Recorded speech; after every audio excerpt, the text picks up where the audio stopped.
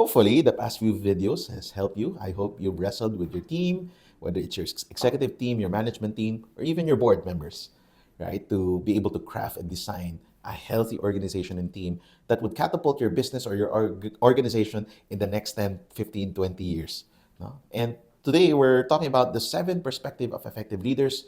And we're going to look now at perspective number 4 and 5. If you haven't watched the videos prior to this, there's perspective 1, 2, and 3. That is very crucial because if you just watch this without watching the videos 1, 2, and 3, you'll get lost. So we'll go now to perspective 4 and perspective 5 in this video. Perspective number 4 is the team. Okay? The perspective of the team. The author, Daniel Harkavey, of the book 7 Perspective of Effective Leaders said this: 20 years of executive coaching work has shown me that listening to the team provides one of the greatest opportunities for improving leadership effectiveness. Too many of us have allowed the busyness, the high priority of this meeting, or that project to crowd out the discipline of sitting down and intentionally connecting with those who we lead and serve.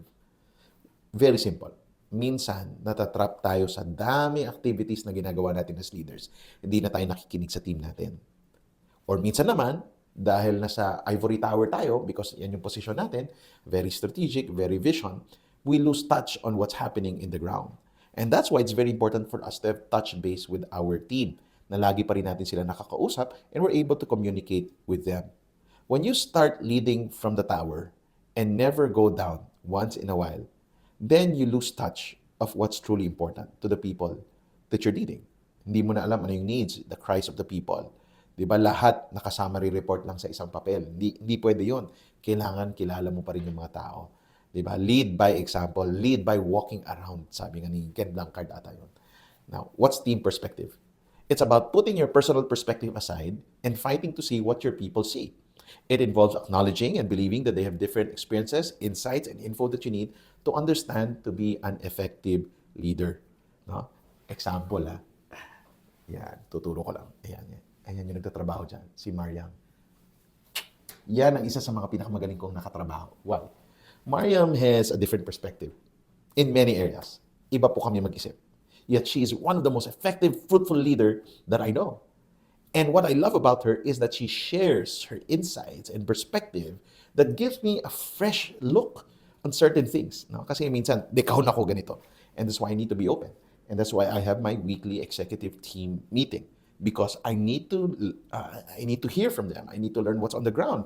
And from their point of view, that's different from mine, so that I could become more effective and make informed decisions. The quality and the depth of your questions and the pace of the conversation will either aid or hurt your relationship with the team. You have to seek to understand. And you know what that means? It's learning how to slow down. Talaga, mag-slow down ka. Marami sa atin kasi go-getter. Go, go, go, go, go, go, go, go. Di ba? Result, result, result, result. Ako ngayon, hindi na ganun. Ako more impact. One decision that could impact a lot rather than many decisions impacting little.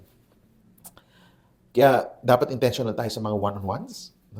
Bago ako mag-shoot ng video ngayon, may ka-one-on-one ako ng 20 minutes. Right?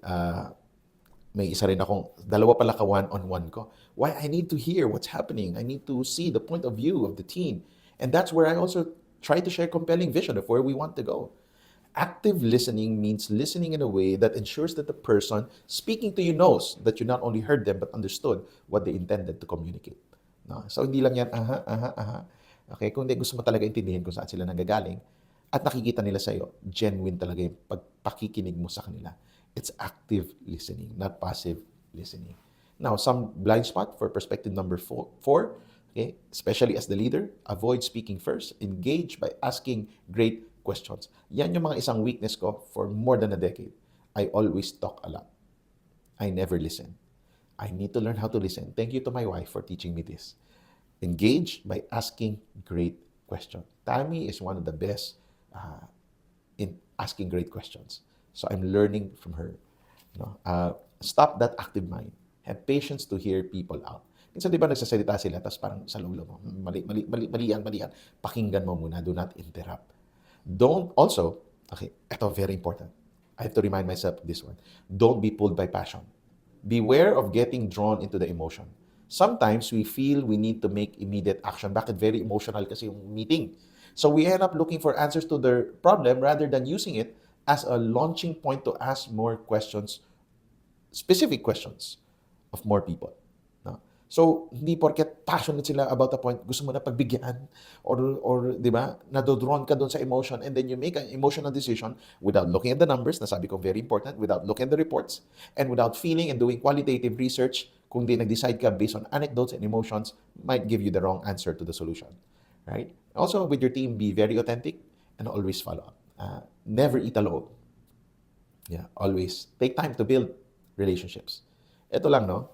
Kung katrabaho mo na yan for the next 2, 3, 4, 5 years, sometimes even 10 years, why not build good relationship? No? Magpakita ka. No? Build rapport with your team. No? Whether ikaw yung boss or hindi, learn how to build rapport. No? Maganda na magkakakilala kayo. Strong friendships in the workplace creates productive teams. Okay? That's perspective number 4, the team. Perspective number 5 is the customer. Or kung pastor ka, it's your mission field. Yung target mo na mission field. Kailangan alam mo yung perspective din na yan. Ano ba yung perspective ng mission field or ng customer? Okay? Sorry, no? So, kausap ko pastor at saka mga nagdinegosyo. Okay? So, that's why two different terms, but could have the same principles. Different practice and manifestations, but almost the same principles.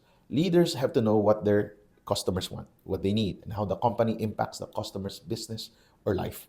You have to know that. Okay? At its core, this perspective maintains that you should place your customer at the center of everything you do. No? You're thinking like a missionary. No? Ang ganda ng perspective ni Paul, no, na missionary siya. Ibig sabihin, pinag-aaralan niya yung target niya. Pag missionary ka, hindi yan yung, ito gusto ko, ito preference ko. No, no, no. You study culture. Tandaan mo, pag mahal mo yung tao, pag-aaralan mo sila. Hindi yan yung, ito kasi, ito gagawin ko, ito strategy ko. Di ba? Strategic bets nga eh. Di ba? Walang absolute solution to the problem. Okay? Lalo na kung strategies yan. Iba naman yung Jesus is the answer, the absolute answer.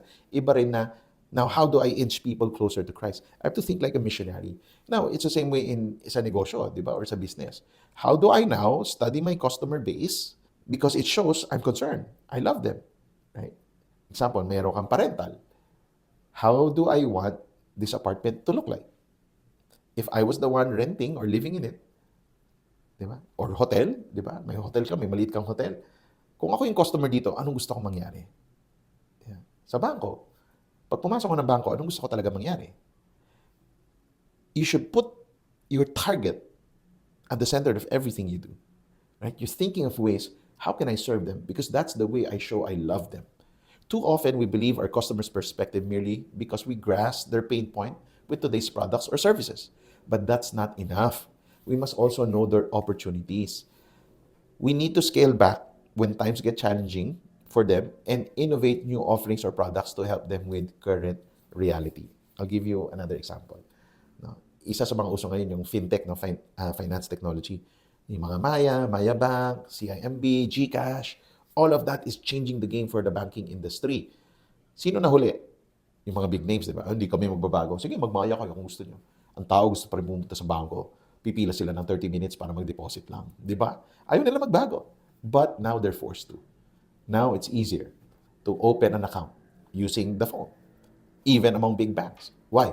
Kung di kakainin sila. Bakit? Kasi kailangan na doon ka sa shoes ng customer mo. Di ba? How do you become an effective preacher? Dapat naintindihan ka nung kausap mo. So pag-aaralan mo din sila. No? And I see that mistake among many, many church leaders. No, may fina-follow silang pastor na gusto nila from the US, gagayahin nila style, content, tapos kausap nila mga Pilipino. Hindi sila maintindihan. Bakit? Iba-iba yung context, iba yung Western, iba yung Asian context. Diba? Iba yung kwento sa Western, iba yung kwento dito. Iba yung problema nila, iba problema natin. Racism sa kanila, sa atin, poverty. Diba?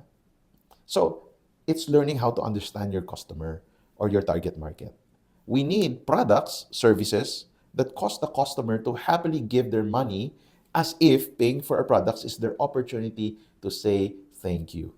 Yan po ang isang quote ni Martin Dowd. Diba? Yung parang, yung alam mo yung pag binayara kita, hindi, gusto talaga kita bayaran. Salamat ha. Thank you talaga. Ito pera. Ito pa. Why? Well, business people would call it value creation. But in everything we do, whether it's ministry, which is not monetary when it's ministry, it's still value creation. Why would I take 2 hours every day, every Sunday, to go attend church when I could be at home sleeping? value creation. Why would I invest my time, give my hard-earned money towards a cause that you're selling to me? Value creation, right?